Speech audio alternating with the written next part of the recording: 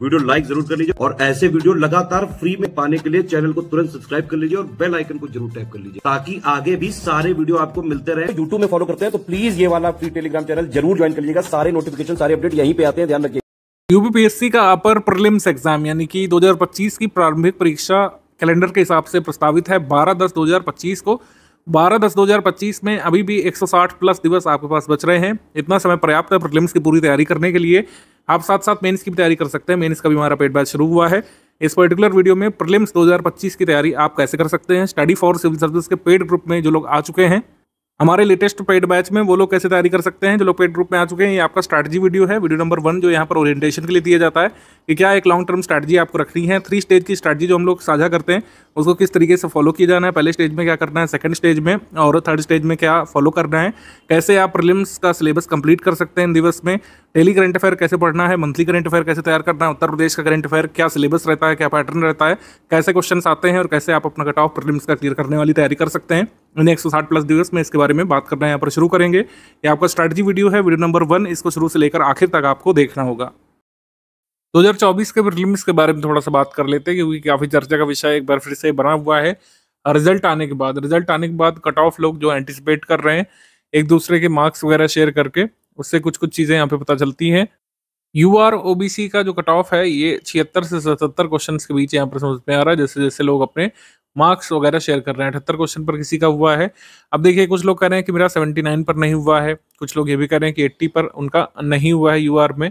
देखिए समस्या ये है कि हमेशा ही कुछ क्वेश्चन डिस्प्यूटेड निकलते हैं। जैसे एक क्वेश्चन जो है क्लियरली डिस्प्यूटेड था इस वर्ष, आपने देखा होगा, जो कह सकते हैं संथानम कमेटी वाला जो प्रश्न था, पंचायती राज फाइनेंसेस पर ही ये रिपोर्ट देने के लिए कमेटी अपॉइंट की गई थी। 1963 में इनकी रिपोर्ट आई थी।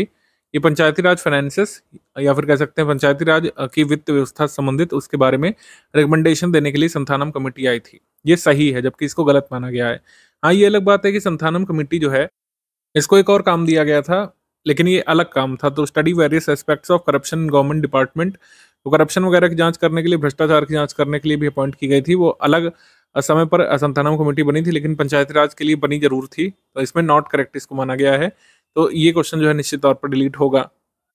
एक ये प्रश्न भी मतलब आंसर की में गलत दिया गया है। जनवरी 1934 में कांग्रेस सोशलिस्ट पार्टी का गठन हुआ था, ये सही स्टेटमेंट, जबकि इसको भी गलत बता दिया गया है इस वाले के साथ। सेकंड वाला तो गलत है। जवाहरलाल नेहरू ने जो है कभी भी फॉर्मली स्वराज पार्टी, ये कांग्रेस सोशलिस्ट पार्टी को नहीं ज्वाइन किया। सोशलिज्म में बिलीव करते थे जवाहरलाल नेहरू, समाजवाद के समर्थक रहे हैं, कट्टर समर्थक थे समाजवाद के, लेकिन इन्होंने कभी भी कांग्रेस सोशलिस्ट पार्टी को नहीं ज्वाइन किया जवाहरलाल नेहरू ने। ये वाला तो सही है कि इसको गलत किया, लेकिन ये फर्स्ट वाला स्टेटमेंट सही है जबकि इसको गलत कर दिया है। तो ये एक डिस्प्यूटेड सवाल है।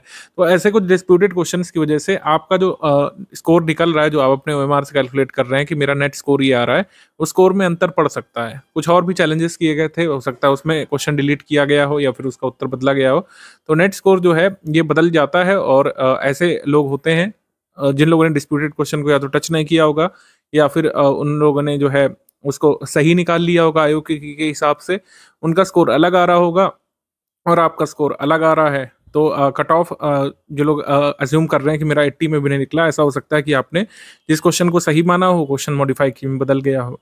तो इस वजह से 77 पर लोगों का हुआ, 76 पर भी इवन हुआ है यूआर कैंडिडेट्स का, ओबीसी कैंडिडेट्स का, लेकिन 80 पर कुछ लोगों का नहीं हुआ है। तो ये सब समस्या रही है। आगे भी स्टडी फॉर सिविल सर्विस आगे प्रयास करता रहेगा कि आयोग तक ये बात पहुंचे कि मॉडिफाइड की तुरंत ही जो है स्टूडेंट्स को मिलनी चाहिए। जब आप प्रोविजनल की पर रिजल्ट नहीं दे रहे हैं, मॉडिफाइड की पर रिजल्ट दे रहे हैं, तो मॉडिफाइड की सारी प्रोसेस कंप्लीट होने के बाद क्यों जारी की जाए। स्टूडेंट्स एटलीस्ट देखें तो कि क्या उनकी गलती हुई, कौन से आंसर को जो वो सही मान रहे थे वो गलत माना गया है आयोग के द्वारा, और स्टूडेंट्स जो है सही फैक्ट आगे तैयार करें। मॉडिफाइड की जारी होनी ही चाहिए और एकदम जेन्युइन डिमांड है स्टूडेंट्स की, और इस पर हम लगातार आवाज उठाते रहेंगे। 15,000 कैंडिडेट जो सिलेक्ट हो चुके हैं वो अब मेंस की तैयारी करेंगे निश्चित तौर पर।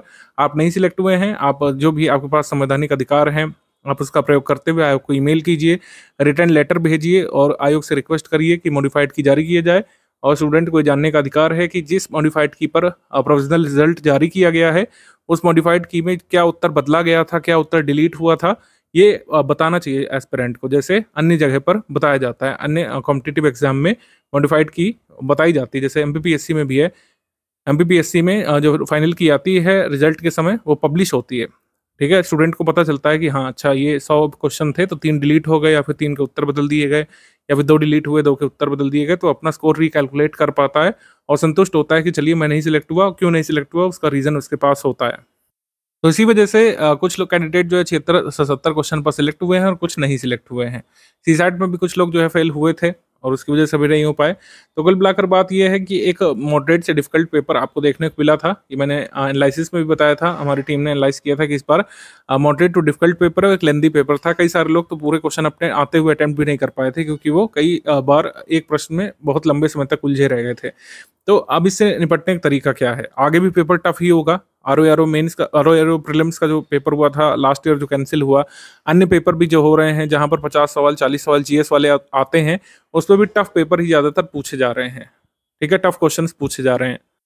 स्टडी फॉर सिविल सर्विस ये बात पहले ही समझ चुका था, इस वजह से हमने अपने स्टूडेंट्स को 2024 में शुरुआत से ही टफ टेस्ट सीरीज दी थी और टफ लेवल के कुछ क्वेश्चन हमने कराना शुरू कर दिया था। स्टडी फॉर सिविल सर्विस पहला इंस्टीट्यूट था, आप हमारे पुराने वीडियो देख सकते हैं। कोई भी ये सिर्फ बना के कहने वाली बात नहीं है, ऐसे तो हर कोई कुछ ना कुछ क्लेम कर रहा है, हमारे सारे प्रूफ होते हैं।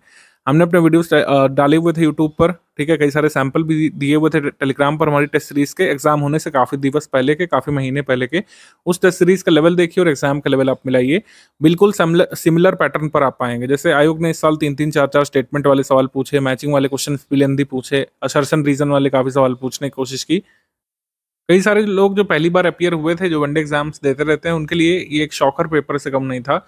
कई सारे लोगों के लिए एक शॉक जनरेट किया था पेपर ने, और कुछ लोग 10 से 20 सवाल से ज़्यादा नहीं सॉल्व कर पाए थे। ऐसा इसलिए भी है क्योंकि आपने शायद पहली बार जो है यूपीपीएससी का पेपर दिया हो। पेपर जो है हमेशा टफ लेवल का, डिफिकल्ट लेवल का होता ही है पीसीएस एग्जाम का, उस हिसाब से कट ऑफ कम जाता है। लेकिन ये पेपर मॉडरेट से डिफिकल्ट होने के साथ लेंदी पेपर भी था, तो एक अलग स्ट्रैटेजी की जरूरत थी इसमें कि आप पहले से जो है डिफिकल्ट सवाल सॉल्व करने के आदी रहे हों। अगर आप अपनी टेस्ट सीरीज इस तरीके से लगाते रहे, पीवाईक्यू के अनुरूप 20-20 साल पुराने पीवाईक्यू लगा रहे हैं, जब वन लाइनर सवाल आया करते थे, 20 पेज का पेपर आता था, उस हिसाब से अगर आपकी तैयारी है तो निश्चित तौर पर ना आप कट ऑफ क्लियर कर पाए होंगे और आपका मनोबल भी बहुत नीचे चला गया होगा।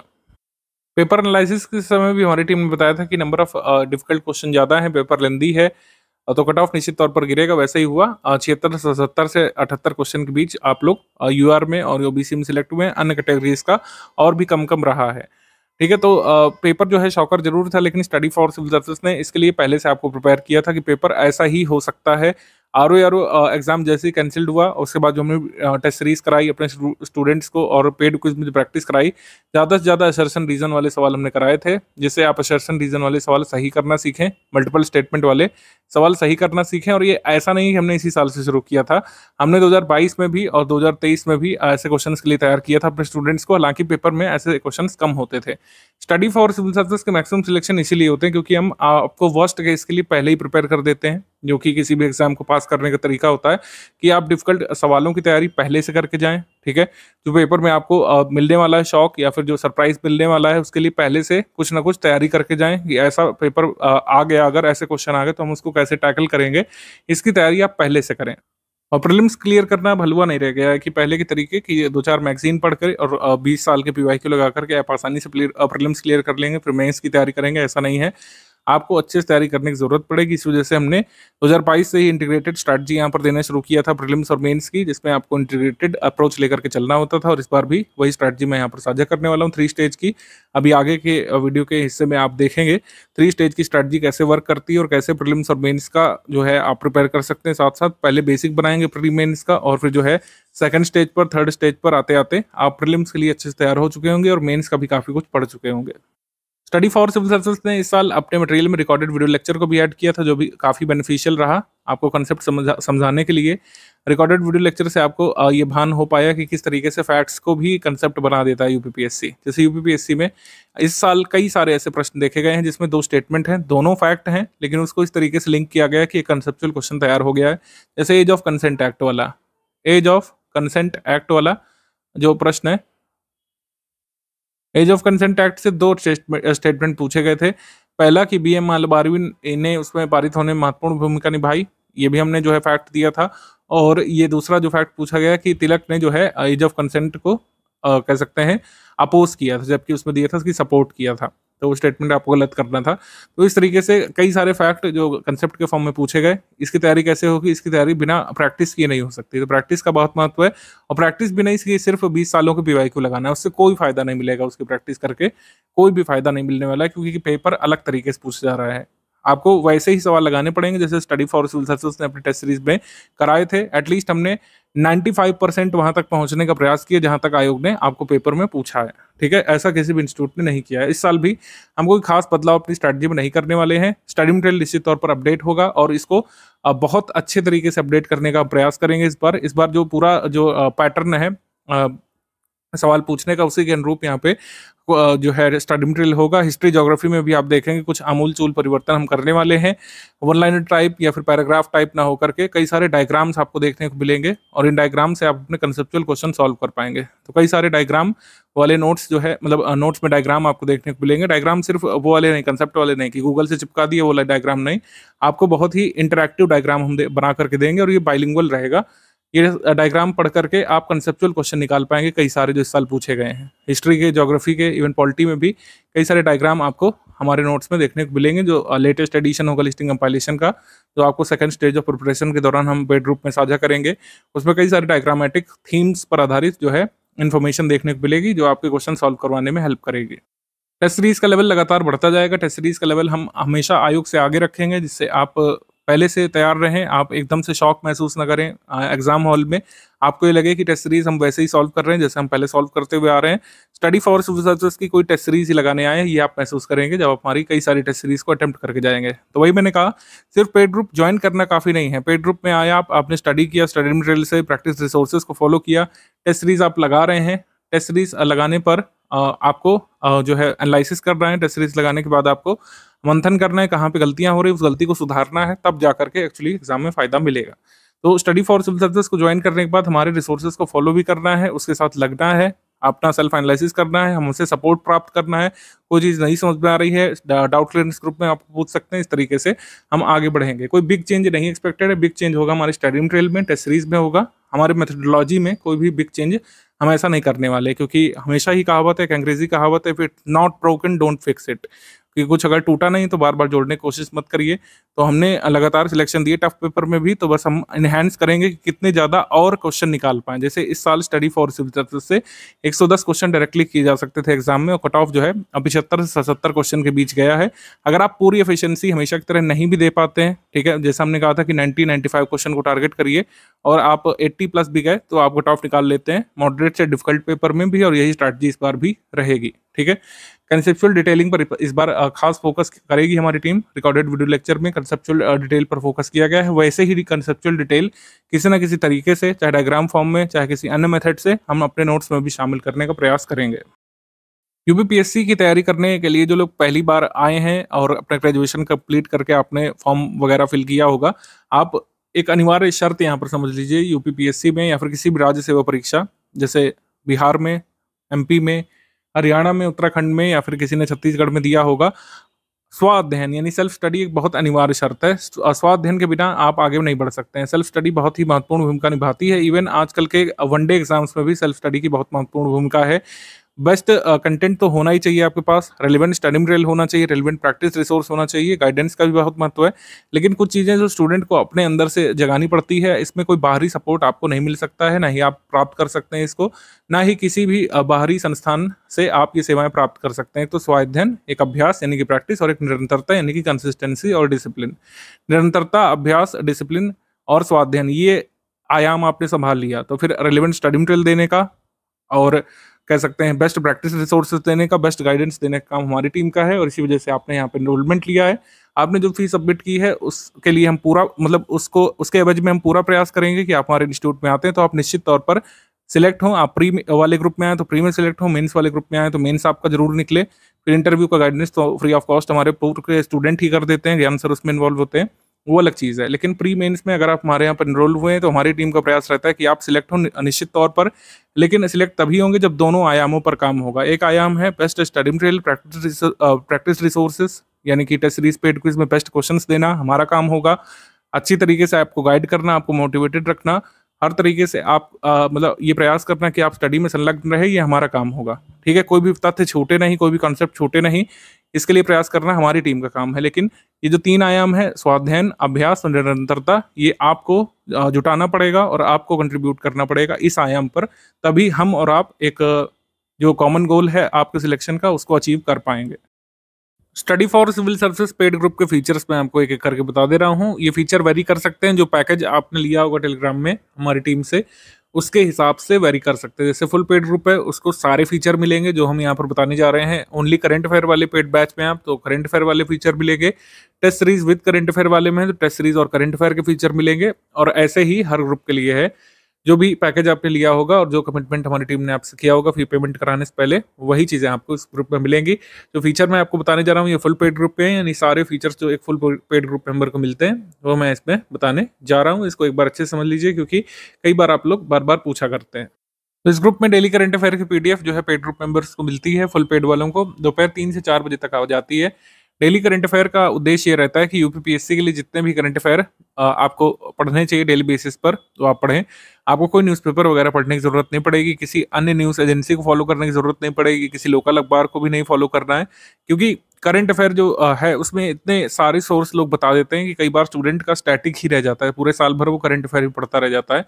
तो इसका सिंगल सोल्यूशन हमने निकाला है कि सारे तरीके करंट अफेयर जो आपको पढ़ने जरूरी है, चाहे वो डेली करंट अफेयर हो, चाहे prelims specific monthly current affair हो, चाहे उसकी प्रैक्टिस के लिए टॉप 500 क्वेश्चन हम देते हैं। हम लोग 3 तरीके के करंट अफेयर अपने ग्रुप में देते हैं, इसके बारे में पहले समझ लीजिए। तो डेली करंट अफेयर जो है आता है, कभी गैप होता है, जैसे कोई नेशनल हॉलीडे पड़ गया, संडे को नहीं आता है तो नेक्स्ट डे कवर होता है, तो संडे का मंडे को कवर होता है।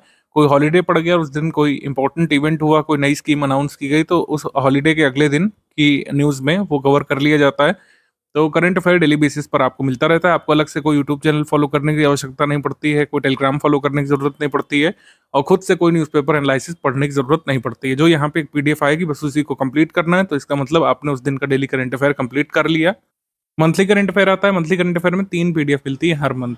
अब प्री स्पेशल का पीडीएफ मिलता है, प्री स्पेशल पीडीएफ से ही डायरेक्टली एग्जाम में क्वेश्चन आते हैं, तो कई सारे स्क्रीनशॉट हम साझा करते हैं एग्जाम के दिन, वो करंट अफेयर के क्वेश्चन दिखाते हुए कि करंट अफेयर के सवाल जो पूछे गए हैं एग्जाम में वो कहाँ से आए हैं, वो हम प्री स्पेशल वाली करंट अफेयर से ही स्क्रीनशॉट लेकर के आपको शो करते हैं। तो 3 पीडीएफ मिलती है, एक प्री स्पेशल वाली होती है, एक डेली का मंथली कंपाइलेशन होता है। जो डेली करंट अफेयर आता है उसका आप रिवीजन कर सके मेंस के लिए, उसके लिए डेली का मंथली कंपाइलेशन हम लोग देते हैं। जो ओनली स्टडी मटेरियल वाला ग्रुप है उसमें डेली करंट अफेयर नहीं आता है, उसमें डेली का मंथली कंपाइलेशन आता है। तो केवल फुल पेड ग्रुप जो है उनको डेली करंट अफेयर मिलता है, जो ओनली स्टडी मटेरियल वाला ग्रुप है, और जो अन्य ग्रुप है उनको डेली का मंथली कंपाइलेशन जो है मिलता है। ठीक है, डेली बेसिस पर उन ग्रुप्स में करंट अफेयर नहीं आता है, लेकिन monthly current affair pre special वाला सभी को मिलता है। तो प्री स्पेशल नाम ही इसका हमने इस वजह से रख दिया जिससे कंफ्यूजन ना रहे। ये monthly current affair pre special वाला कहलाता है। जैसे कल 4 मार्च है, ठीक है, मतलब सपोज करिए कोई भी दिन है, 4 मार्च है या फिर आगे 4 मई है या फिर जो भी मंथ है, तो हर मंथ की 4 तारीख को आपको पीडीएफ मिल जाती है। 4 मार्च को आपको पूरा 1 फेब से लेकर 28 फेब तक का करंट अफेयर कवर करते हुए आपको पीडीएफ दे दी गई होगी 4 मार्च को। तो ऐसे ही मार्च की करंट अफेयर आपको 4 अप्रैल को मिल जाती है, अप्रैल की करंट अफेयर 4 मई को मिल जाती है। तो हर मंथ की 4 तारीख को आपको पिछले मंथ की total pre special current affair मिल जाया करती है। ये साइकिल आगे भी चलती रहेगी। अप्रैल करंट अफेयर मई में, मई का करंट अफेयर जो है जून में 4 तारीख तक, इस तरीके से आगे आपको मिलता रहता है।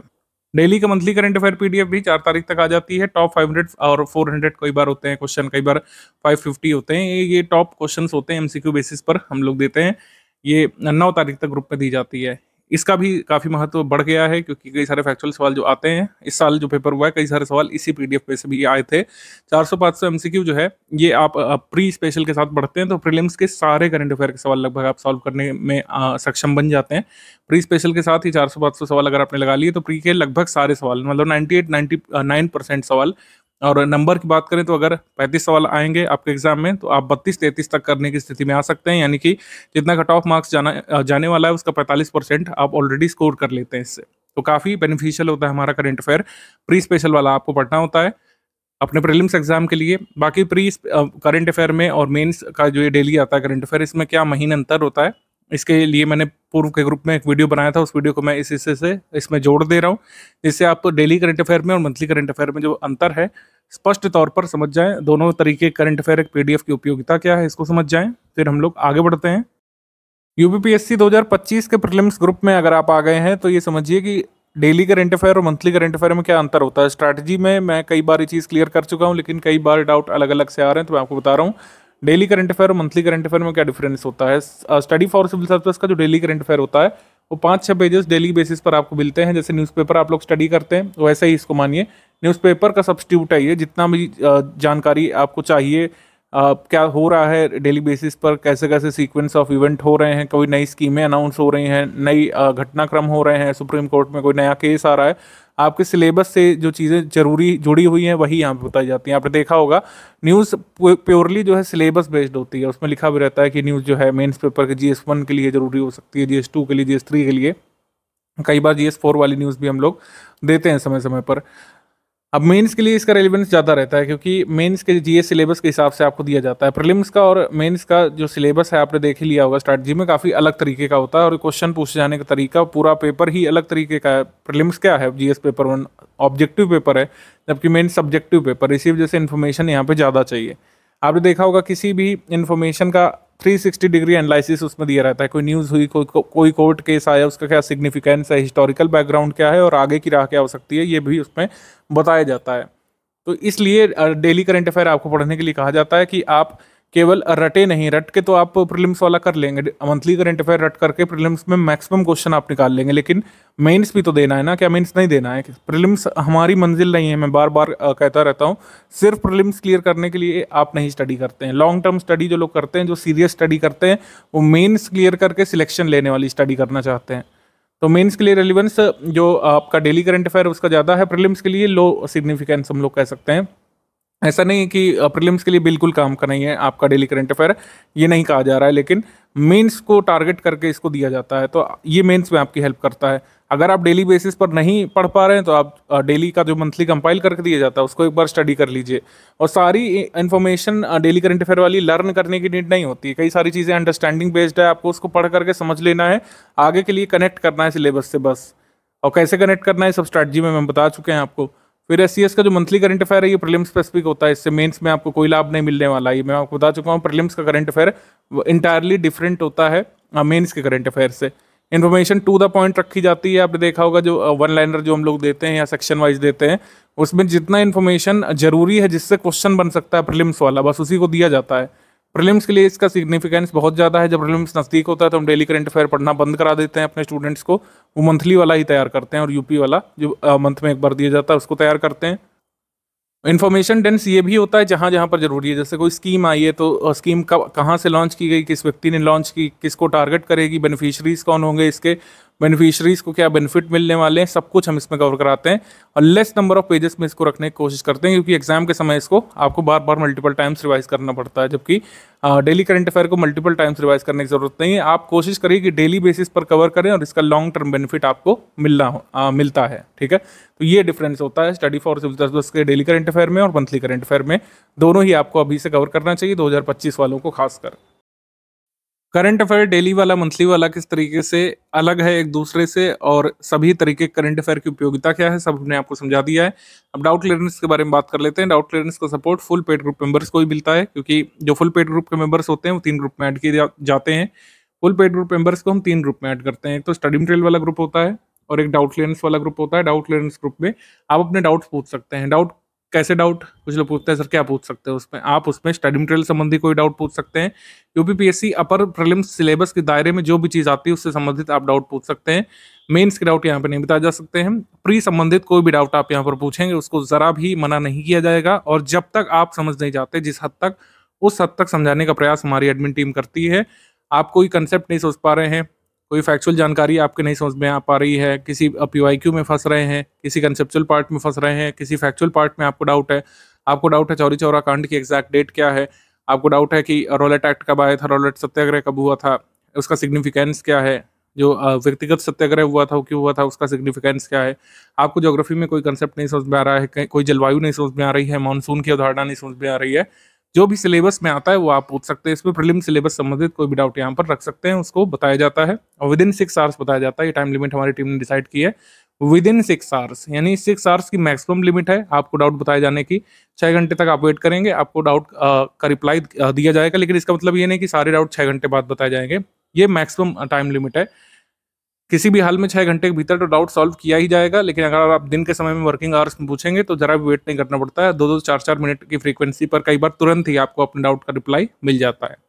तो जिन लोगों ने फुल पेड ग्रुप ज्वाइन किया उनको 3 ग्रुप से जोड़ा जाता है। तो डाउट क्लियरेंस वाला ग्रुप हो गया, एक स्टडी मटेरियल वाला ग्रुप हो गया जिसमें daily current affair, monthly current affair, आगे जो प्रीलिम स्पेसिफिक स्टडी मटेरियल आएगा वो मिलता रहता है, स्पेशल पीडीएफ मिलती हैं, स्कीम्स की पीडीएफ और भी कई सारे स्टडी मटेरियल की पीडीएफ उस स्टडी मटेरियल वाला ग्रुप में मिलती है।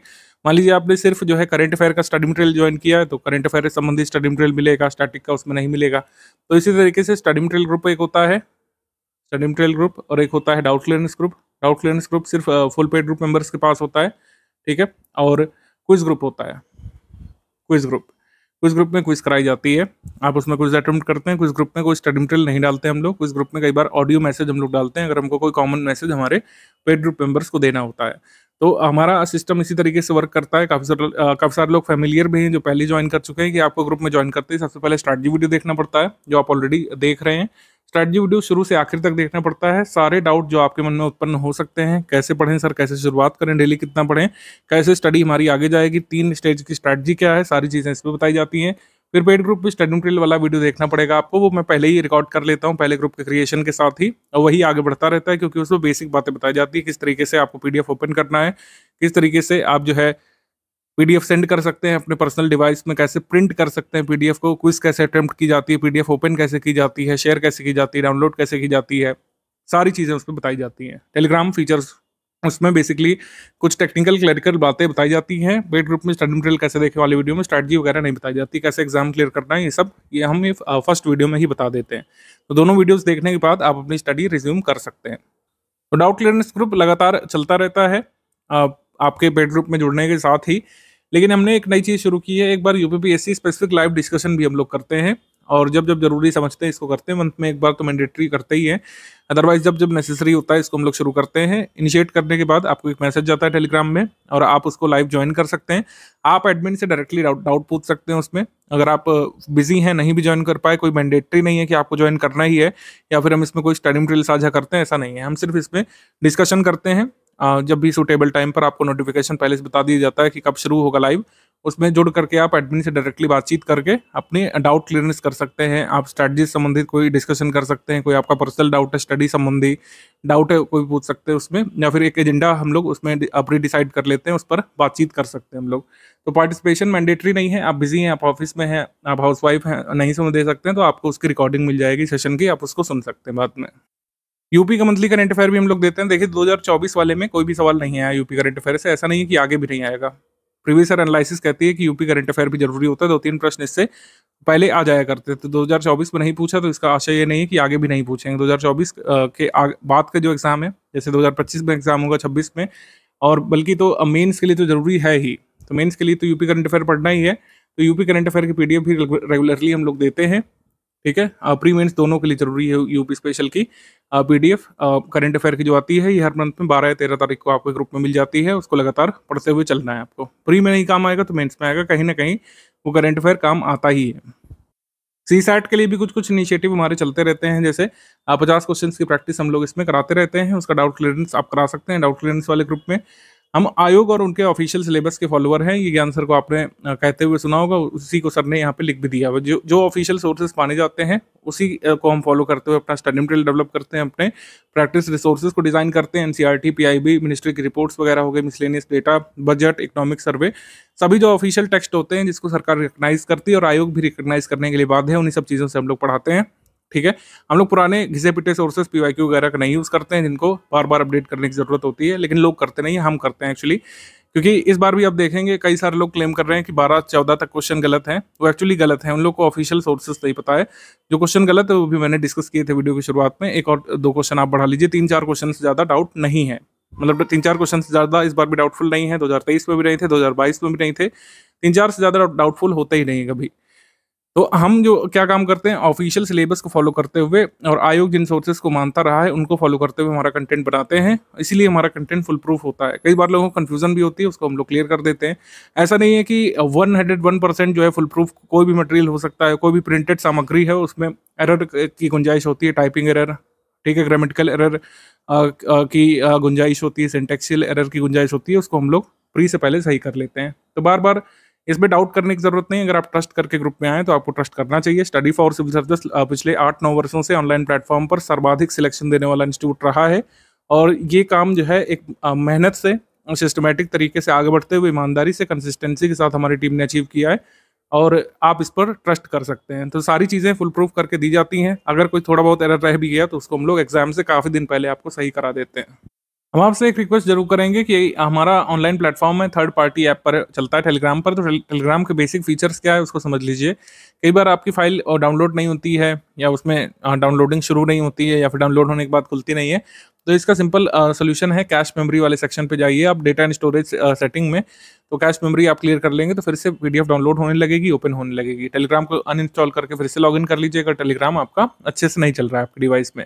टेलीग्राम जो है डेस्कटॉप पर भी चल जाता है, विंडोज में भी चल जाता है, मतलब मैक में भी चल जाता है, और iOS में भी कई चल जाता है आसानी से। iOS में अगर टेलीग्राम ऑपरेट अगर आप करेंगे तो मैं रिकमेंड करूंगा कि उसका वेब वर्जन यूज़ करिए, ठीक है। टेलीग्राम का नेटिव ऐप यूज़ करने की जगह उसका वेब वर्जन यूज़ करेंगे तो ज़्यादा फायदे में रहेंगे, उसमें ज़्यादा फीचर्स हैं और क्रैश भी कम होता है। तो आईफोन या आईपैड या फिर और भी कोई डिवाइस अगर आप एप्पल द्वारा बनाए गए यूज़ करते हैं तो टेलीग्राम के वेब वर्जन का इस्तेमाल करिएगा, मेरा रिकमेंडेशन रहेगा इसमें। ग्रुप में ज्वाइन करते ही आपको जो सबसे पहला मैसेज देखना चाहिए वो पिंड कमेंट में देखना चाहिए। पिंड कमेंट में जो है सारी चीज़ें दी रहती हैं। सबसे पहले स्ट्रैटेजी वीडियो का लिंक, फिर पेड ग्रुप में स्टडी मटेरियल कैसे देखें का लिंक दिया रहता है, फिर स्टेप बाय स्टेप मैसेज का लिंक दिया रहता है। कई सारे जरूरी लिंक उसमें गिवन रहते हैं। उसको रिपोर्ट स्पैम नहीं करना है आपको, और वहाँ पर जो क्रॉस लिख करके आता है उसको क्रॉस पर क्लिक मत करिएगा, वरना पिंड मैसेज आपका रिमूव हो जाएगा वहाँ से, फिर आपको दिक्कत होती है। ये जो पॉइंट नंबर 11 है इसको अच्छे से समझ लीजिए। R&D यानी रिसर्च एंड डेवलपमेंट आपको नहीं करना है, आपको यहाँ पे पढ़ना है, स्ट्रैटेजी फॉलो करना है, हमारे स्टडी मटेरियल को फॉलो करना है। कितनी बार लगातार हम लोग प्रूफ दे चुके हैं, पिछली बार मैंने बताया था, जिन लोगों ने माना उनका सिलेक्शन भी हुआ है। ये सिर्फ जितना दिया जा रहा है उतना पढ़ाई कर रहे हैं आपको, और आपका कट ऑफ निकल जाएगा। फालतू में R&D करेंगे आप, अपना टाइम वेस्ट करेंगे, और जो बहुमूल्य समय आप व्यतीत कर सकते थे स्टडी मटेरियल को पढ़ने में, वो समय धीरे धीरे चला जाता जाएगा। तो जो भी क्वेश्चन हम कराएंगे, जो भी टेस्ट सीरीज में सवाल हम पूछेंगे, हमारे स्टडी मटेरियल में जो भी डायग्राम वगैरह आगे बना होगा वो बिल्कुल अच्छे से स्टडी करके ही बनाया गया है, ये बात मन में बैठा लीजिए। मैंने कहा सिंटेक्शियल एरर हो सकती है, ग्रामेटिकल एरर हो सकती है, ठीक है, फैक्चुअल एरर होने की गुंजाइश बहुत ही कम होती है, स्पेलिंग एरर हो सकती है, उसको हम लोग सही करा देते हैं। R&D आपको नहीं करना है, और गूगल भी आपको नहीं करना है। हर चीज़ गूगल से चेक करने वाले लोग जो होते हैं, जो फर्स्ट टाइमर्स होते हैं, उनके साथ बड़ी समस्या रहती है। वो हर चीज़ गूगल करना चाहते हैं, जबकि गूगल पर सही रिजल्ट नहीं आता है। गूगल SEO पर काम करता है, सर्च इंजन ऑप्टिमाइजेशन पर। कोई भी पुरानी साइट जिसका SEO ऑप्टिमाइज्ड है वो रिजल्ट पहले शो होता है, तो इसका मतलब ये नहीं कि वो सही डेटा है। भारत में आयरन ओर के रिजर्व में टॉप पर कौन है, इस समय सर्च करिए, आपको हर जगह अलग अलग डेटा मिलेगा। भारत में जो है कह सकते हैं सिल्वर का टॉप प्रोड्यूसर स्टेट कौन सा है, इसमें आपको अलग अलग डेटा मिलेगा, ऐसे ही कोल में मिलेगा। तो ये सारी चीज़ें हम आपको मिसलेनियस में देते हैं, और वही एग्जाम में सही माना जाता है हमेशा ही, ठीक है। हिस्ट्री के आप फैक्ट ले लीजिए, कई बार आप खोजते रह जाते हैं, वो आपको नहीं मिलता है, लेकिन हमारे स्टडी मटेरियल में वो दिया रहता है वो चीज़। तो कहने का मतलब ये क्या है कि हमने अपने स्टडी मटेरियल को इतना फुल प्रूफ किया है, इतने सारे लोगों की कंटेंट टीम उस पर लगी हुई है, वो हजारों बार उस चीज़ को गूगल करके सही रिजल्ट ढूंढ के लिख चुके हैं। लेकिन अगर आप पहली बार करेंगे तो जाहिर सी बात है आप कंफ्यूज होंगे, और हमारी एडमिन टीम को भी कई बार कंफ्यूज करने की कोशिश करेंगे कि सर गूगल तो ये दे रहा है। कई सारे लोगों का ये डाउट होता है कि सर गूगल पर तो ये आ रहा है। तो ऐसा नहीं है कि वो हर बार सही है, गूगल पर सही रिजल्ट कई बार आ जाता है शुरू में, लेकिन हर बार ऐसा हो ये पॉसिबल नहीं है। तो गूगल या तो सर्च करना आप ठीक से सीखें, या तो हमारे डेटा को मानते हुए आगे बढ़िए, यही एक रास्ता है। जो लोग फर्स्ट टाइमर्स हैं उनके साथ ये भी समस्या रहती है कि वो सारे सवाल सॉल्व करना चाहते हैं, जबकि एग्जाम की डिमांड ये नहीं है। इस बार कट ऑफ कितना गया, जैसे मैंने बताया 76 से 79 क्वेश्चन के बीच सभी का हो गया, लेकिन टोटल क्वेश्चन कितने आते हैं 150। चलिए मान लेते हैं कि 2-4 इसमें डिस्प्यूटेड भी है, लेकिन 146 से 147 क्वेश्चन में आपको जो है 51-52% ही सही क्वेश्चन निकालने, नेगेटिव मार्किंग का इफेक्ट हटा करके, 1/3 की नेगेटिव मार्किंग है, तो इसको निगेट करके आपको 76 से 79 के बीच पहुंचना है। तो इसका मतलब काफी सारे क्वेश्चन आपको एग्जाम में छोड़ने भी पड़ेंगे। सारे क्वेश्चन सही आंसर निकालना आयोग आपसे उम्मीद नहीं करता है, मतलब आयोग का कह सकते हैं डिमांड ही नहीं है कि ऐसा कोई कैंडिडेट हो जो प्री में हम उसी को सिलेक्ट करेंगे जो 150 में 149 सवाल सही करेगा। ऐसा तो क्राइटेरिया नहीं है, आपको सिर्फ कट ऑफ निकालना है, ठीक है। तो मेंस के लिए जो है आपको लगना है प्रीलिम्स क्लियर करने के बाद आंसर राइटिंग वगैरह शुरू करना है, तो इतना ऑब्सेस्ड मत हो जाएगा किसी भी फैक्ट से, किसी भी विषय से। कई सारे लोग मैंने देखा है, बहुत अच्छे स्टूडेंट होते हैं, लेकिन कई बार वो ऑब्सेस हो जाते हैं किसी भी विषय से कि इस विषय के सारे सवाल हम आयोग के पेपर में सही करके आएंगे, जबकि ऐसा हो ही नहीं सकता है। मैं आपको बता रहा हूँ, आप कितने बड़े स्कॉलर हो अपने सब्जेक्ट के, हिस्ट्री के हो, ज्योग्राफी के हो, पॉलिटी के हो, पॉलिटिकल साइंस के हो, साइंस के हो, इवन आप सारे सवाल नहीं निकाल पाएंगे। एक तो कारण ये होता है कि सारे सवाल तो सही होते भी नहीं, कुछ क्वेश्चन तो गलत भी होते हैं। तो सारे सवाल ना करने हैं, ना सारे सवाल सही होते हैं, ना ही सारे सवाल सही करना एग्जाम की डिमांड है। तो सारे सवाल नहीं सही करना है, लेकिन आपको उस नंबर तक पहुंचना है, वो कट ऑफ नंबर कहते हैं उसको, जिससे आपको मेंस का टिकट मिलेगा। बस यही आपकी स्ट्रैटेजी होनी चाहिए प्रीलिम्स की तैयारी के समय। तो पेड ग्रुप को सिर्फ ज्वाइन करना काफ़ी नहीं है, सारे अपडेट्स फॉलो करने पड़ेंगे। सारे अपडेट्स का मतलब है जो आगे स्टडी मटेरियल दिया जाएगा उसको फॉलो करना है, जो अभी प्रेजेंट में दिया जा चुका है। प्रेजेंट में शुरुआत बेसिक से करनी है, अभी आगे 3 स्टेज स्ट्रैटेजी आप सुनिए, उसमें पता लगेगा बेसिक से कैसे शुरुआत करनी है, कौन सी बुक से। यूपीपीएससी 2025 से पहले कम से कम 6 से 7 हज़ार क्वेश्चन की प्रैक्टिस यहाँ पे करनी पड़ेगी। कम से कम यहाँ पे लिखा है, ये नंबर जो है 8 से 9 हज़ार भी पहुंच सकता है। आप ट्रोल करने को कर सकते हैं, लेकिन 8 9 हज़ार क्वेश्चन अब लगाना एग्जाम की डिमांड है और ये लगाने पड़ेंगे। प्रैक्टिस रिसोर्सेज का मतलब है स्टडी फॉर सिविल सर्विस की पेड क्विज, हमारा पीवाईक्यू कंपाइलेशन जो हमारी टीम ने छांट के क्वेश्चन जो है उसमें डाले हैं, पुराने क्वेश्चन में से छांट करके जो जरूरी हैं, रिलेवेंट क्वेश्चन अभी भी हैं, जो आपको एग्जाम में हेल्प कर सकते हैं, सिर्फ वो वाले क्वेश्चन हमारी टीम ने सिलेक्ट किए हैं, बस उसको लगाना है। स्टडी फॉर सिविल सर्विसेज की फ्रेश टेस्ट सीरीज और स्टडी फॉर सिविल सर्विसेज के एमसीक्यू बैंक जो मिलेंगे, बस उसी को सॉल्व करना है, इसी से पूरी नैया पार लग जाएगी कट ऑफ की। हमने जैसा कि भी डिस्कस किया कि जिस तरीके का पेपर हुआ था 2024 में और जैसा पेपर हम लोग एंटिसिपेट कर रहे हैं, काफ़ी सारी प्रैक्टिस की आपको ज़रूरत पड़ेगी। प्रैक्टिस करने के लिए 2 महत्वपूर्ण रिसोर्सेज हमने डिस्कस किए हैं, एक तो पेड क्विज है और दूसरा रिसोर्स है यहाँ पर स्टडी फॉर सिविल सर्विसेज की प्रीलिम्स 2025 की टेस्ट सीरीज, ये आपको लगानी पड़ेगी। तो टोटल 58 टेस्ट हम लोग कराएंगे। कभी भी हमने इतना नंबर हाई नहीं रखा है, इसको हमने बढ़ाया है, फीस वही रखी है, लेकिन नंबर ऑफ टेस्ट यहाँ पर इस बार बढ़ के मिलेंगे, क्योंकि एग्जाम की डिमांड इस तरीके की है। कई सारे सवाल जो है प्रैक्टिस पर आधारित पूछे गए थे 2024 के प्रीलिम्स में, और अन्य एग्जाम जो अभी जीएस वाले हो रहे हैं यूपीपीएससी के द्वारा जो कराए जा रहे हैं 2025 में, उसमें भी देखा गया है कि प्रैक्टिस का बहुत महत्व यहाँ पे रहने वाला है। बिना प्रैक्टिस किए कुछ क्वेश्चन आप सॉल्व ही नहीं कर सकते हैं। यूपीपीएससी के द्वारा अभी एई का जो पेपर कराया गया था उसमें जीएस के करीब 30 प्रश्न आते हैं, इसमें से आप देखेंगे इस तरीके के प्रश्न बने हैं। लेटेस्ट पेपर, इस वजह से मैं इसको दिखा रहा हूँ, ठीक है। इसमें इस तरीके के जो प्रश्न बने, इनको आप जो है प्रैक्टिस के द्वारा ही सॉल्व कर सकते हैं। जब तक आपने ये प्रैक्टिस नहीं की होगी, कौन सा अभिलेख कहाँ पाया जाएगा, भले ही आपने दूसरे तरीके से इसको सॉल्व किया हो। ये हाथी गुम्फा इंस्क्रिप्शन जो है खारवेल संबंधित है, ठीक है। मंदसौर इंस्क्रिप्शन यशोधर्मन संबंधित है। ये फैक्ट्स आपने अगर किसी क्वेश्चन में लगाए होते पहले, तो इसको आसानी से सॉल्व किया जा सकता था, ठीक है। आईहोल इंस्क्रिप्शन जो है जैसे अपुलकेशन सेकंड संबंधित है। नासिक का गुहा लेख जो है ये पुलवामी संबंधित है या पुलवामी से। और जैसे प्रश्न पूछा गया है कि कौन सा जो पेंटर है किस काल से सही सुमेलित है, ये आपको बताना था। तो इसमें कौन से शासक के कौन से पेंटर रहे इंडिविजुअली, या तो एक तो याद भी करना पड़ेगा, और इसकी प्रैक्टिस बहुत महत्वपूर्ण है। इन लोगों ने प्रैक्टिस की होगी इस तरीके से क्वेश्चंस की, उनको यहाँ पे हेजिटेशन नहीं हुई होगी और वो अपने फैक्ट भूले नहीं होंगे। तो प्रैक्टिस का महत्व रहेगा। प्रैक्टिस आपकी इस टेस्ट सीरीज से होगी, 1 जून से इसको शुरू कर लेंगे इस ग्रुप में, और फाइनली आपका टेस्ट जो है 1 अक्टूबर में हम लोग खत्म कर लेंगे, यानी कि 15 दिवस पहले करीब सारे टेस्ट आपके हो चुके होंगे। ये फुल इन टेस्ट है। स्टडी फॉर सिविल सर्विसेज की टेस्ट सीरीज क्यों लगानी है, क्योंकि स्टडी फॉर सिविल सर्विसेज की टेस्ट सीरीज जो है हमारे पूरे आप देखेंगे यूपीपीएससी की मार्केट में सबसे अपडेटेड होती है, सबसे इन्फॉर्मेशन डेंस होती है, ये तो आपने सुना ही होगा।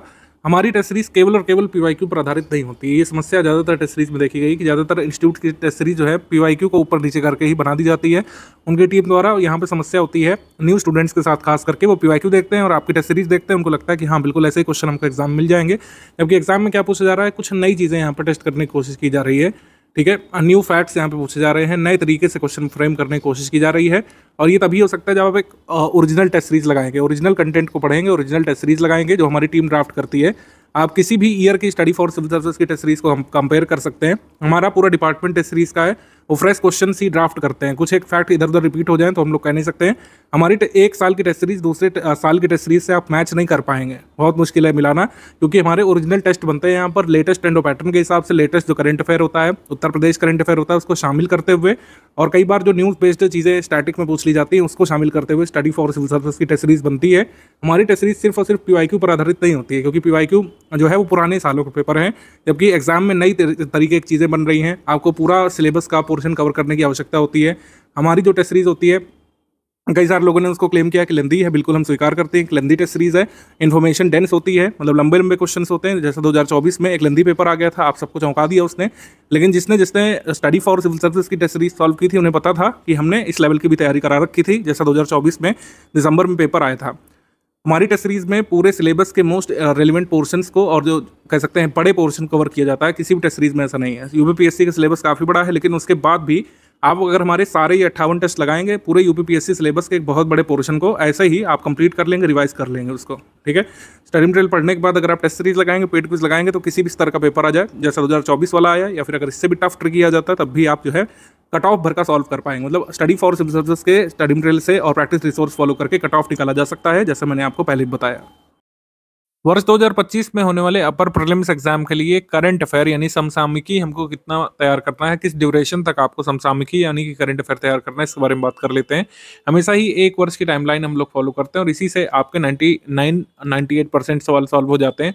1-2% सवाल यानी 1-2 क्वेश्चन 2 वर्ष पहले के डेटा से, 3 वर्ष पहले के डेटा से भी आ जाते हैं, लेकिन वो या तो बहुत ही चर्चित कोई फैक्ट होता है जो अभी तक आपको स्मरण होना चाहिए वैसा होता है, जैसे SARS-CoV-2 के बारे में पूछा था इस साल। अब SARS-CoV-2 जो है पूरे विश्व भर में तहलका मचाया था 3-4 वर्ष पहले, तो आप ये नहीं कह सकते हैं कि ये 5 साल पहले करंट अफेयर है, अब ये स्टैटिक का पार्ट बन चुका है। बहुत ही पुराना डेटा कई बार पूछ लेते हैं, 2.5 वर्ष पहले का, ठीक है, 3 वर्ष पहले का या 1.5 वर्ष पहले का, उसके लिए आप कुछ नहीं कर सकते, उस क्वेश्चन को फिर छोड़ ही देना समझदारी है। ऐसे क्वेश्चन 1, 2, 3 से ज़्यादा नहीं होते हैं। करंट अफेयर 98-99% एक वर्ष पूर्व के टाइमलाइन से कवर हो जाया करता है। पीवाईक्यू की सब्जेक्ट वाइज एनालिसिस की जो रिपोर्ट हमारी टीम ने बनाई है, उसमें आप देख सकते हैं 30 क्वेश्चन करीब आते ही हैं करंट अफेयर के, 28 से 30, कई बार 33 तक 35 तक भी सवाल आ जाते हैं करंट अफेयर से। इकोनॉमिक करंट अफेयर अगर हम इससे निकाल दें तो 30, 32, 35 तक जितने भी सवाल आ जाएंगे, 98% सवाल, यानी कि अगर 30 आएंगे तो 29 सवाल, 28 सवाल एक वर्ष की अवधि के भीतर के ही होते हैं। तो करंट अफेयर हमें अक्टूबर 2024 से लेकर सितंबर 2025 तक हमको कवर करना पड़ेगा। एक वर्ष की अवधि हम इस तरीके से कवर कर लेंगे। इसी तरीके से आपको करंट अफेयर नेशनल इंटरनेशनल वाला कवर करना पड़ेगा। उत्तर प्रदेश का करंट अफेयर जितना भी जरूरी है वो आपको ग्रुप में शुरुआत से दे दिया गया है और आगे हर मंथ अपडेट होकर के मिलता रहेगा। तो इस तरीके से प्रीलिम्स 2025 का करंट अफेयर आपको तैयार करना है। हम यहाँ पर मंथली पीडीएफ की बात कर रहे हैं। जब हम मंथ बात करते हैं तो इसका मतलब है मंथली पीडीएफ के बारे में बात कर रहे हैं, यानी कि आपको अक्टूबर 2024 से शुरू करते हुए मंथली करंट अफेयर सितंबर 2025 तक कंप्लीट करना होगा। कई बार हमारे इंस्टीट्यूट के बहुत जेन्युइन एफर्ट्स को भी क्वेश्चन किया गया है और उनमें से एक है कि क्या 9-10 हज़ार सवाल लगाना जरूरी है 150 क्वेश्चंस वाले स्टेट पीसीएस के पेपर को करने के लिए यूपीपीएससी में। तो मैं आपको बता दूं, जिस हिसाब से पेपर आ रहे हैं, चाहे आप पेपर ले लीजिए 2024 वाला या फिर इससे पहले जो कैंसल्ड पेपर है आरओ वाला, इन दोनों को आप लोग देख लीजिए बिना 9-10 हज़ार सवाल लगाए, क्योंकि सिलेबस बड़ा है इस वजह से 9-10 हज़ार कोई हमको नंबर नहीं अचीव करना है। यहाँ पर क्वांटिटी से मतलब ही नहीं है। जिस हिसाब से पेपर आ रहा है उसकी डिमांड को पूरा करने के लिए, हमको कट ऑफ निकालने की डिमांड को पूरा करने के लिए 9 से 10 हज़ार क्वेश्चन लगाने ही पड़ेंगे, क्योंकि बड़ा सिलेबस है। छोटा सिलेबस होता तो 2-3 हज़ार क्वेश्चन से भी काम हो जाता। अब जैसे ल्यूपिक्स मिशन से ये 2 स्टेटमेंट वाला प्रश्न पूछा गया था, इसमें कई सारे लोग कंफ्यूज हुए हैं और उन लोगों ने जो है गलत किया है इसको। ज्यादातर लोगों ने इस प्रश्न को डी लगाया था और काफी सारे लोग हताश भी हुए थे इसको ध्यान से पढ़ने के बाद। आपको आते हुए प्रश्न गलत होते हुए देखने को मिलेंगे, कई सारे, एक नहीं कई सारे प्रश्न आपको लगेगा एग्जाम हॉल में बाहर आने पर कि ये तो मैंने गलत कर दिया जबकि मैं इसको सही कर सकता था। ऐसे में आप बेवकूफ हैं, ऐसा कुछ नहीं है। आपने प्रैक्टिस कम करी है। जब आप प्रैक्टिस कम करते हैं, ऐसी चीजों में मिस करते हैं, आयोग बनाता ही ऐसा पेपर है कि प्रैक्टिस ना करने वाले लोग जो है छट जाएं, उनके क्वेश्चन गलत हों। आप डायरेक्टली जो है संवाद कर रहे होते हैं एक तरीके से पेपर को अटेम्प्ट करते समय एग्जाम बोर्ड से, ठीक है, वो एक्चुअली होता नहीं है, मतलब आयोग का बोर्ड आपके सामने नहीं है, उनका बनाया हुआ क्वेश्चन पेपर आपके सामने है, वो आपका पूरा टेस्ट वहां पे कर लेते हैं। लूनर पोलर एक्सप्लोरेशन मिशन जो है ल्यूपेक्स मिशन चर्चा में था, सबने पढ़ाया भी इसको, सब बढ़िया रहा। इसमें भारत जापान के बीच ये संयुक्त चंद्र मिशन था, ये सबने पढ़ाया। लेकिन ज्यादातर इंस्टीट्यूट्स ने पहली बात तो ये फैक्ट मिस किया कि लैंडर कौन डेवलप कर रहा है, रोवर कौन डेवलप कर रहा है।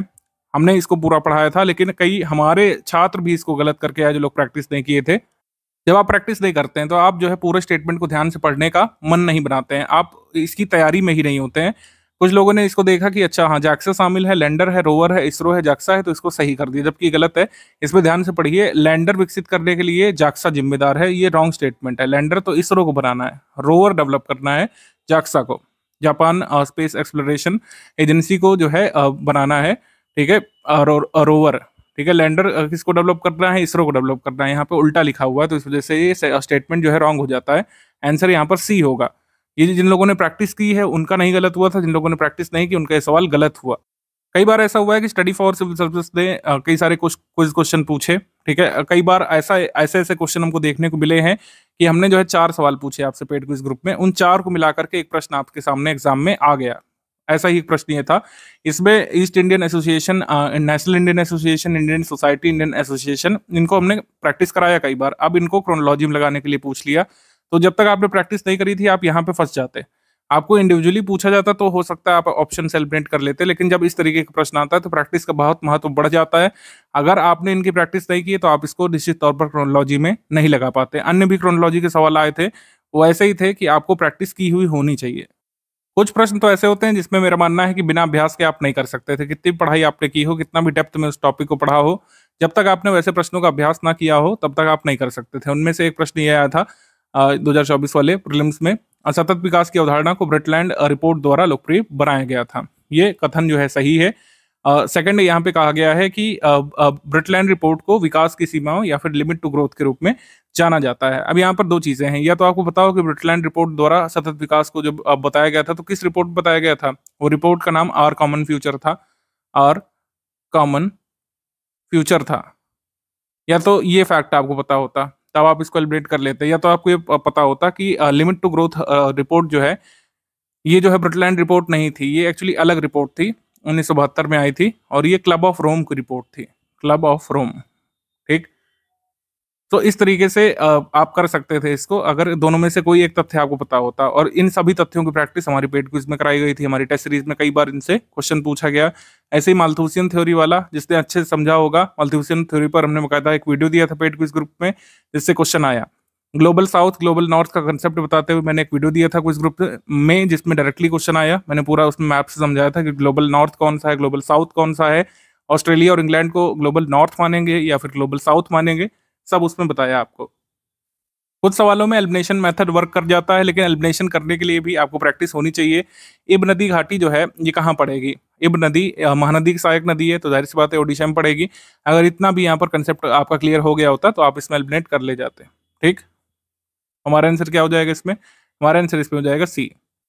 बाकी सारे एलिमिनेट हो गए होते अगर आपको पता होता कि इब नदी घाटी जो है ये आपको ओडिशा में देखने को मिलेगी।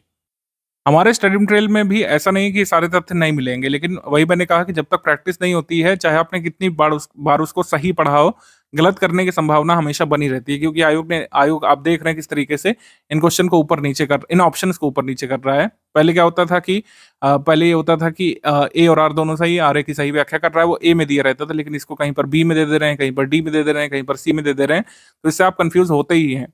तो आयोग आपसे एक कदम आगे रहना चाहता है, लेकिन आपको प्रिपरेशन के दौरान स्टडी फॉर सिविल सर्विस के साथ जुड़ करके आयोग से एक कदम आगे रहना है, तभी जो है आप जो है एक्सेल कर सकते हैं और सुनिश्चित कर सकते हैं अपना कट ऑफ निकालना। अब करंट अफेयर वगैरह की बात हो गई, अब बात कर ले रहे हैं स्टैटिक में कैसे शुरुआत करें, क्योंकि अभी हमारा जो सिलेक्शन मटेरियल है वो तो आपको दिया नहीं गया है, वो तो थर्ड स्टेज में दिया जाएगा। तब तक आप क्या करें इसके बारे में बात कर लेते हैं। सबसे पहले हिस्ट्री में कुछ बेसिक बुक्स हैं और ये हमेशा ही रेलिवेंट रहेंगी, भले ही इनसे बहुत ही कम क्वेश्चन आने लग रहे हैं, लेकिन ये रेलिवेंट रहेगी आपकी शुरुआत के लिए। कई सारे लोग जो बेसिक से शुरू करते हैं वो इधर उधर की चीज़ें पढ़ करके मिसगाइड हो जाते हैं, उनके फैक्ट क्लियर ही नहीं हो पाते अंत तक। तो वो बेसिक बुक जरूर पढ़िए, आपकी क्रोनोलॉजी एक बार स्पष्ट होगी, उसके बाद जितने भी फैक्ट जो जरूरी होंगे एग्जाम के लिए वो हम आपके स्टडी मटेरियल में तो शामिल करेंगे ही। आगे क्या पढ़ना है हिस्ट्री के लिए? हिस्ट्री के लिए जो है बेसिक बुक की रीडिंग करनी है। बेसिक बुक आपको जो पढ़नी है वो दी गई है हिंदी और इंग्लिश में अलग अलग आपके पेड ग्रुप में ही। बेसिकली आर एस शर्मा वाली किताब है, सतीश चंद्रा वाली किताब है, स्पेक्ट्रम वाली बुक है। स्पेक्ट्रम की जगह हम लोग बिपिन चंद्रा देते हैं क्योंकि स्पेक्ट्रम थोड़ी ज़्यादा बड़ी है और उसमें जो तथ्य हैं वो हम ऑलरेडी शामिल कर लेते हैं सिलेक्शन मटेरियल में। तो जो एनसीईआरटी की बेसिक किताब है बस वही उसी की एक रीडिंग रिकमेंडेड है इसमें।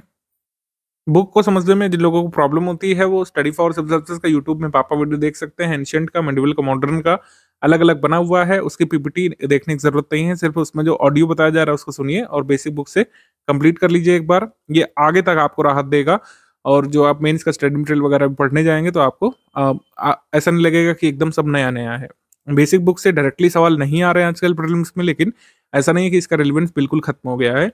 आपको शुरुआत बेसिक बुक से ही करना चाहिए। बेसिक बुक जो जो पढ़नी है वो ग्रुप में दे दी गई है और सिर्फ उसी पर रिलाई करना है। पॉलिटिकली सिर्फ एक बुक है लक्ष्मीकांत वाली, उससे आप पढ़िए और उसको पढ़ने के लिए आप जो है स्टडी फॉर सर्विसेज की प्लेलिस्ट की सहायता ले सकते हैं। सारे चैप्टर्स नहीं पढ़ना है, जितने भी चैप्टर्स आपके फर्स्ट स्टेज में हो पाए 35 से 55 दिवस के बीच वो आप कंप्लीट कर लीजिए। बाकी जो स्टडी मटेरियल मिलेगा लिस्ट और कंपाइलेशन पीडीएफ उससे आपका कंप्लीट हो जाएगा। ज्योग्राफी के लिए एनसीईआरटी का महत्व अभी भी है, कई सारे क्वेश्चन अभी भी आते हैं।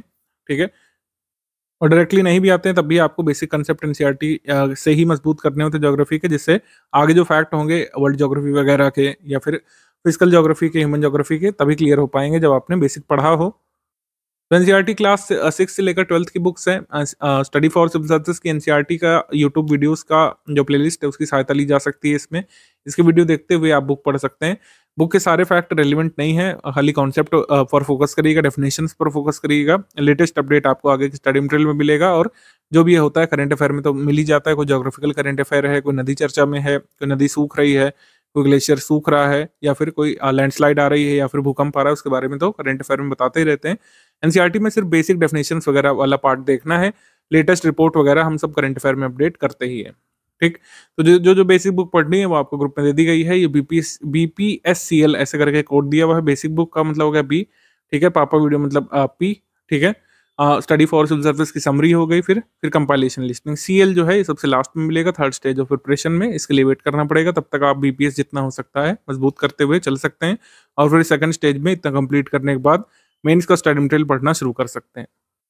पॉलिटी के लिए मैंने आपको बता दिया, सिर्फ और सिर्फ लक्ष्मीकांत की किताब और स्टडी फॉर सिविल सर्विस की प्लेलिस्ट इसको कर लीजिएगा। बाकी कुछ क्वेश्चंस दिए जाएंगे प्रैक्टिस के लिए, उनको देख लीजिएगा। तब तक साइंस के लिए बेसिक साइंस का पापा वीडियो हमने बनाया है, इसकी PDF हमने दे दी है ग्रुप में। जिन लोगों को वीडियो से देखना पसंद है वो डेली जो 1 घंटा कंप्लीट करेंगे तब भी कंप्लीट कर लेंगे फर्स्ट स्टेज में।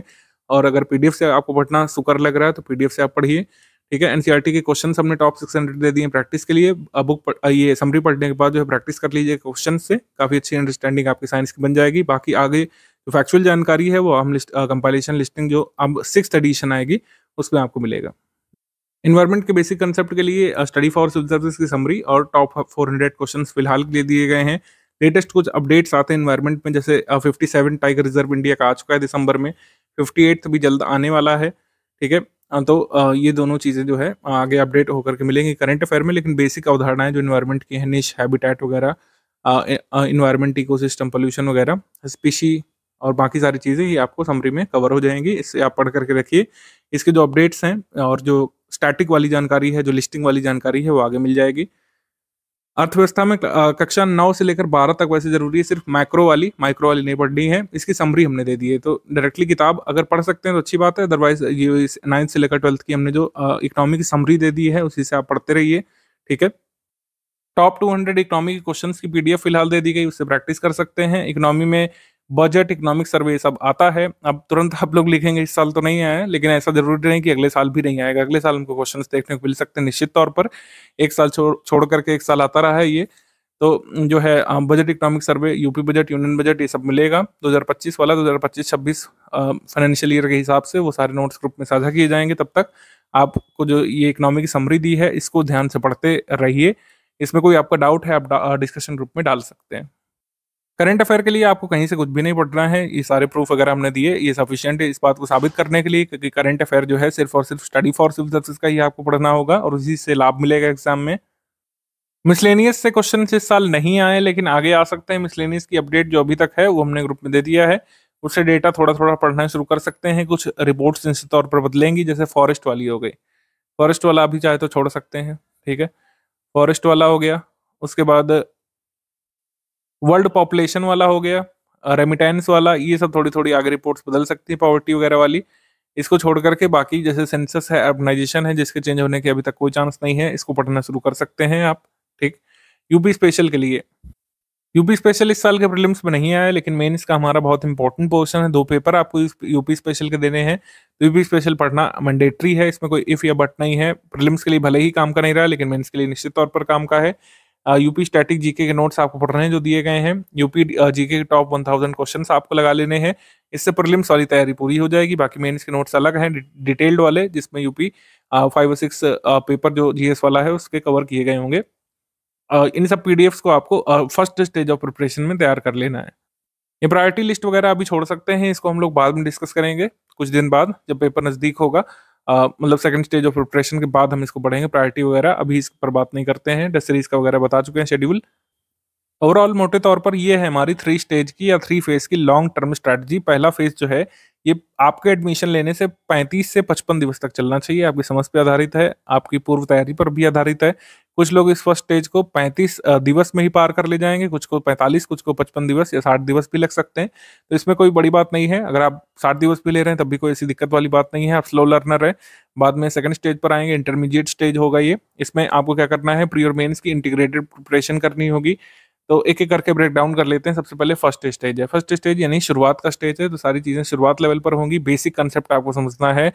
हिस्ट्री बुक्स पढ़ रहे हैं, सारी डेट्स याद करने की जरूरत नहीं है, नोट्स लिखने की जरूरत नहीं है। बेसिक अवधारणाएं बनाइए कि हर चैप्टर में आपसे क्या कहने का प्रयास किया जा रहा है। जो पहला चैप्टर है, दूसरा चैप्टर है कैसे क्रोनोलॉजी बना रहा है, डायनेस्टीज की क्रोनोलॉजी बना रहा है, धर्मों की क्रोनोलॉजी बना रहा है, और जिन जिन शासकों के बारे में जो बेसिक बातें बताई जा रही हैं वो किस वंश से हैं और किस फेज में आते हैं, और एक दूसरे के कंटेम्प्रेरी रूलर्स कौन कौन से, नई प्रथाएं शुरू करने वाले रूलर्स कौन कौन से हैं, नए वंश की स्थापना करने वाले रूलर्स कौन कौन से हैं, किसने किसको हराया, ये सब बेसिक बातें पढ़ना है। सारी चीज़ें याद करने की जरूरत नहीं है। ऐसे ही ज्योग्राफी में बेसिक डेफिनेशंस जो हैं, बहुत ही बेसिक डेफिनेशंस, लैंड की डेफिनेशन, ठीक है, टेरेस्ट्रियल एनवायरनमेंट की डेफिनेशंस एनवायरनमेंट में, ठीक है, फिजिकल एनवायरनमेंट की डेफिनेशंस हो गई, ह्यूमन ज्योग्राफी में बेसिक कॉन्सेप्ट पॉपुलेशन की थ्योरीज वगैरह हो गई, ये सब समझते हुए चलना है। लेटेस्ट रिपोर्ट जैसे पॉवर्टी वगैरह की है, कोई चिंता वाली बात नहीं है, सारी चीज़ें स्टडी फॉर सिविल सर्विसेज आपको प्रोवाइड कराएगा आगे।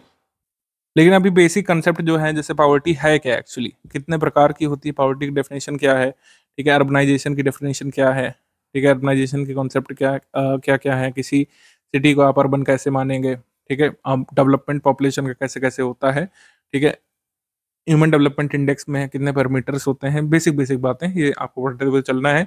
पीवाईक्यू देखने की शुरुआत की जा सकती है बिल्कुल, लेकिन अभी एकदम से डे 1 से नहीं करिएगा, नहीं तो मैंने कई लोगों को देखा है शुरुआत पीवाईक्यूज करते हैं, महीने तक पीवाईक्यू में ही अटके चले जाते हैं, ऐसा नहीं करना है।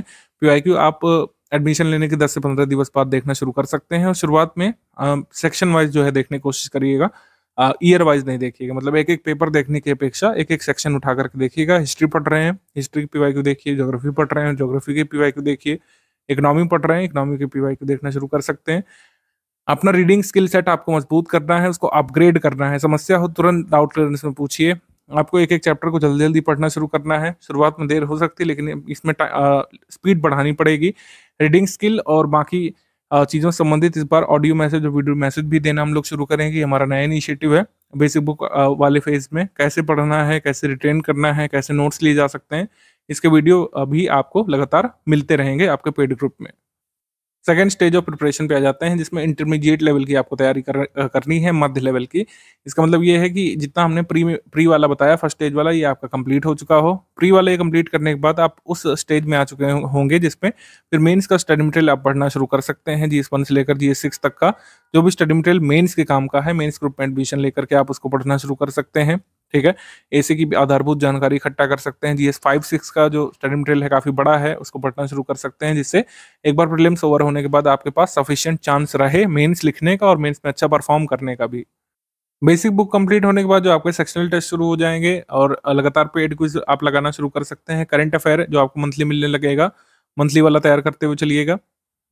सेकेंड स्टेज ऑफ प्रिपरेशन जो है, सबसे लंबा जो टाइम गैप है वो इसी में मिलेगा, शुरू के 35 से 55 दिवस के बाद, और एग्जाम से करीब जो है 80 से 90 दिवस के पहले का जो फेज है, यानी अभी एडमिशन लेने से 50-55 दिवस के बाद का जो फेज है, एग्जाम से जस्ट 3 महीने पहले का, उसमें इंटरमीडिएट स्टेज है। तो ये काफी लंबा आपका फेज चलेगा, 4-5 महीने का। तो 4-5 महीने का गैप इतना सफिशिएंट है कि मेंस का पूरा स्टडी मटेरियल पढ़ा जा सकता है थॉरली, और पूरी अवधारणाएं मजबूत की जा सकती है, हिंदी और एसे तक की। ठीक है, हिंदी, एसे और GS1 से लेकर 6 तक का पूरा स्टडी मटेरियल आप पढ़ सकते हैं हमारे मेंस वाले ग्रुप में एडमिशन लेकर के। और जिन लोगों को लगता है कि वो पढ़ चुके हैं तब भी आपके पास टाइम बच रहा है, तो आप आंसर राइटिंग का भी कोर्स ले सकते हैं 1-2 महीने का, तो आंसर राइटिंग भी अपनी मजबूत कर सकते हैं। थर्ड और फाइनल स्टेज ऑफ प्रिपरेशन है आपका एंड गेम, प्रीलिम्स का एंड गेम, यानी प्रीलिम्स से जस्ट 70 से 90 दिवस का समय। प्रीलिम्स की एग्जाम डेट आ चुकी होगी, इंटरमीडिएट स्टेज के बाद हमें पता चल चुकी होगी, उसके बाद आपको टोटल प्रीलिम्स की प्रिपरेशन करनी पड़ेगी। प्रीलिम्स ओरिएंटेड स्टडी मटेरियल मिल चुका होगा आपको, जिसको हम लोग सिलेक्शन मटेरियल मानेंगे। स्टडी फॉर सिविल सर्विसेज का सारा प्रीलिम्स ओरिएंटेड मटेरियल आपको अपडेटेड मिल जाएगा 2025 के लिहाज से। पेड क्विज लगातार चल रही होगी, पेड क्विज में नंबर ऑफ क्वेश्चंस बढ़ा दिए गए होंगे। कंसेप्चुअल टफ क्वेश्चंस तब तक हम पूछ रहे होंगे आपसे। टेस्ट सीरीज आपको फुल लेंथ वाली मिलनी शुरू हो जाएगी। अदर कोई अपडेट्स जो आगे मिलते रहेंगे आपको, वो हम इसमें साझा करेंगे। तो इस तरीके से आपकी प्रिपरेशन कंक्लूड होगी। अभी आपको ये ओवरव्यू बताया है, इसमें जो भी एडिशंस होंगे या बारीक जानकारियाँ जो हैं आगे मिलती रहेंगी। जैसे जब सेकंड स्टेज आपका शुरू हो जाना चाहिए तब आपको वॉइस मैसेज वगैरह मिलेगा। फाइनल स्टेज जब शुरू होने जा रहा होगा तब आपको स्ट्रैटेजी और वॉइस मैसेज वगैरह मिलेगा। जो लोग भी फर्स्ट टाइम प्रीलिम्स अटेम्प्ट करेंगे 2025 वर्ष में, तो उनके लिए काफ़ी जानना ज़रूरी होता है कि कैसा कट ऑफ जाता रहा है पास्ट के पेपर्स में, पास्ट के ईयर्स में जो एग्जाम हुए हैं प्रीलिम्स के, जीएस पेपर 1 में कैसा कट ऑफ गया था यहाँ पे, जिसमें 150 क्वेश्चंस और 200 मार्क्स का पेपर होता है। तो आउट ऑफ 200 आपको कितने नंबर और आउट ऑफ 150 आपको कितने क्वेश्चंस चाहिए थे अपना कट ऑफ क्लियर करने के लिए जीएस पेपर 1 में और मेंस लिखने के लिए। अभी सब चीज़ें मैं बहुत महत्वपूर्ण नहीं मानता हूँ, क्योंकि जिस तरीके से हर बार ट्रेंड बदल जाता है, कभी ईजी पेपर आता है, कभी मॉडरेट, कभी टफ, ये चीज़ हर साल बदल जाएगी, ये कंसिस्टेंट नहीं रहती है। जैसे 2023 में पिछले 5-6 वर्षों का सबसे ज़्यादा कट ऑफ गया था, क्योंकि नंबर ऑफ पोस्ट कम थी और पेपर भी मॉडरेट टू ईजी लेवल का आया था।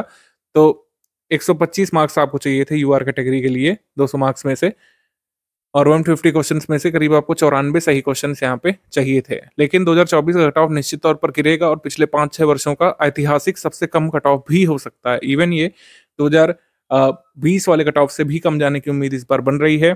सो ये वेरी करता है, तो पेपर कैसा आया होगा जिस दिन आप अटेम्प्ट करेंगे उस पर डिपेंड करेगा कट ऑफ कितना होना चाहिए। कट ऑफ टारगेट कितना करना है, हमेशा ही जो है आपको 65 प्लस जो है टारगेट करना होगा। 65 प्लस परसेंटेज की अगर हम बात कर रहे हैं, यानी कि आपको कम से कम जो है 95-100 क्वेश्चन का टारगेट पढ़ते समय लेकर के चलना है। स्टडी फॉर सिविल सर्विस की टेस्ट सीरीज में आपको करीब 95-100 क्वेश्चन सही करने का टारगेट रखना है, यानी करीब जो है 2/3 पेपर को आपको डिस्ट्रॉय करने का टारगेट रखना है कि 100 क्वेश्चन हमारे हर हाल में सही निकले। प्रिपरेशन के दौरान आपका ये टारगेट रहेगा, बाकी कई सारी चीज़ें हम आगे आपको अपडेट करते रहेंगे। आगे कुछ पेपर्स होंगे आरओ वगैरह के, हो सकता है सेकंड स्टेज ऑफ प्रिपरेशन तक जब आप पहुंचे तब तक हमको कट ऑफ देखने को मिल जाए। 2024 का भी कैसा रहता है कट ऑफ, बहुत ही कम रहता है, तो उसके हिसाब से आगे आपको टारगेट बताया जाएगा। अभी पढ़ाई के समय आपको 95-100 क्वेश्चन सही करने का टारगेट रखना चाहिए। अभी फर्स्ट स्टेज ऑफ प्रिपरेशन में मायने नहीं रखता है कि किस सब्जेक्ट से कितने सवाल आते हैं, सारे सब्जेक्ट आपके लिए महत्वपूर्ण है। लेकिन जानकारी के लिए आपको बता दिया जाए, हिस्ट्री से इस साल 24 सवाल आए थे और 2023 में भी 26 सवाल मतलब इस बार भी 26 सवाल आए थे 2024 में, और पिछले साल भी 26 प्रश्न आए थे। 2022 में भी 24 प्रश्न आए थे। हिस्ट्री बहुत इंपॉर्टेंट पोर्शन होता है प्रीलिम्स का। मेंस में जबकि इसका वेटेज थोड़ा कम हो जाता है।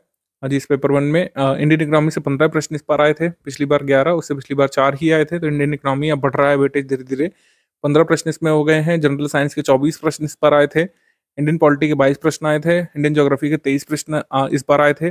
पिछले 5 वर्षों में सबसे ज्यादा, इसी को ट्रेंड बदलना बोलते हैं, जब पिछले 5-6 वर्षों का कुछ रिकॉर्ड टूटता है। जैसे कभी भी 22 से ज्यादा प्रश्न नहीं आए इंडियन ज्योग्राफी वर्ल्ड ज्योग्राफी मिलाकर के पिछले 5 वर्षों में, लेकिन 2024 में रिकॉर्ड टूटा। 23 प्रश्न ज्योग्राफी के आए। एनवायरमेंट इकोलॉजी से 6 प्रश्न आए। यूपी जी के यूपी करंट अफेयर से सिर्फ 1 ही प्रश्न आया, पिछली बार 5, 6, 8 तो होते ही थे। और करंट अफेयर से 30 सवाल इस पर आए, मिसलेनियस से मात्र 3 सवाल आए। तो जो भी सवाल कम हुए, जैसे मिसलेनियस के सवाल कहाँ शिफ्ट किए गए, ज्योग्राफी हिस्ट्री में, और UP current affair UP GK के सवाल कहाँ पर शिफ्ट किए गए, पॉलिटी और जनरल साइंस में। इस तरीके से ये ट्रेंड बदलता रहता है। आर्ट कल्चर से इस साल कोई क्वेश्चन नहीं आया।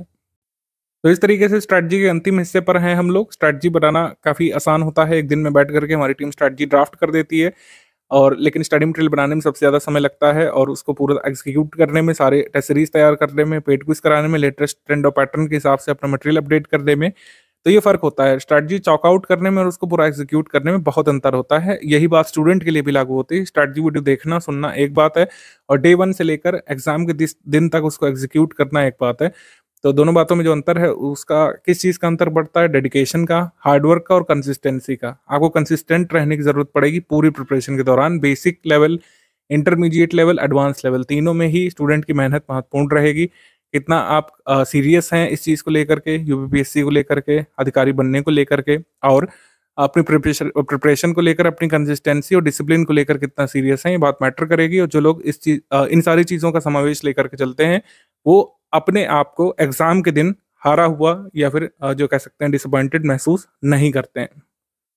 स्ट्रैटेजी वीडियो यहाँ से हम लोग खत्म करते हैं। वीडियो नंबर 2 देख लीजिएगा। पेड ग्रुप में स्टडी मटेरियल कैसे देखने वाला वीडियो, पीडीएफ कैसे डाउनलोड कर सकते हैं, कैसे आप प्रिंट कर सकते हैं, ठीक है, कैसे अपने डिवाइस पे रह सकते हैं, बेसिक बातें उसको बता दी जाएंगी। और बेसिक स्ट्रैटेजी क्या होनी चाहिए हमने बता दिया है। अब आप प्रिपरेशन अपनी शुरू कर सकते हैं। अगर आपने लेट एडमिशन भी लिया 2025 का फर्स्ट वीक में या फिर सेकंड वीक में एडमिशन लिया है, ये ग्रुप बिल्कुल आप उसी दिन से वैसे ही चालू कर लीजिएगा, कोई इसमें दिक्कत वाली बात नहीं है। अब आप कोई भी लेट नहीं हुए हैं, आगे भी जो ग्रुप शुरू होंगे उसी हिसाब से मैं स्ट्रैटेजी बताऊंगा। जब एकदम सेकंड स्टेज हमारा पार हो जाएगा, एग्जाम की डेट आ जाएगी, तभी हमारी स्ट्रैटेजी बदलेगी। अदरवाइज इसी स्ट्रैटेजी के हिसाब से आपको आगे बढ़ना है 2025 के लिए। आप स्टडी फॉर सिविल सर्विस के पेड ग्रुप में आकर के पूरी तरीके से इस तरीके से तैयारी कर सकते हैं। जो हमने सारी चीजें बताई, इसको फॉलो करते हुए, हमारे रिसोर्सेज को फॉलो करते हुए आप सिलेक्शन के नजदीक डेली पहुंचते जाएंगे। डेली डेली आप सिलेक्शन के नजदीक पहुंचेंगे। कोई भी टीम, कोई भी जो है इंस्टीट्यूट, कोई भी कोचिंग संस्थान आपको जड़ी बूटी नहीं दे सकता है कि आप एक दिन में खा करके प्रीलिम्स और मेंस क्लियर करने के सक्षम हो जाएं। आपको एक स्ट्रैटेजी दी जाएगी, आपको स्टडी मटेरियल रेगुलर बेसिस पर मिलेगा, आपको कंसिस्टेंट रहना है, रेगुलर बेसिस पर जो जो चीजें दी जाएंगी उसको तैयार करते जाना है, और आप धीरे धीरे शनाय शनाय जो है अपने लक्ष्य के नजदीक पहुंचते जाते हैं। अब कोई भी आपका डाउट है, आप डिस्कशन ग्रुप में उसमें रख सकते हैं। आपके सारे डाउट सॉल्व किए जाने शुरू हो चुके हैं।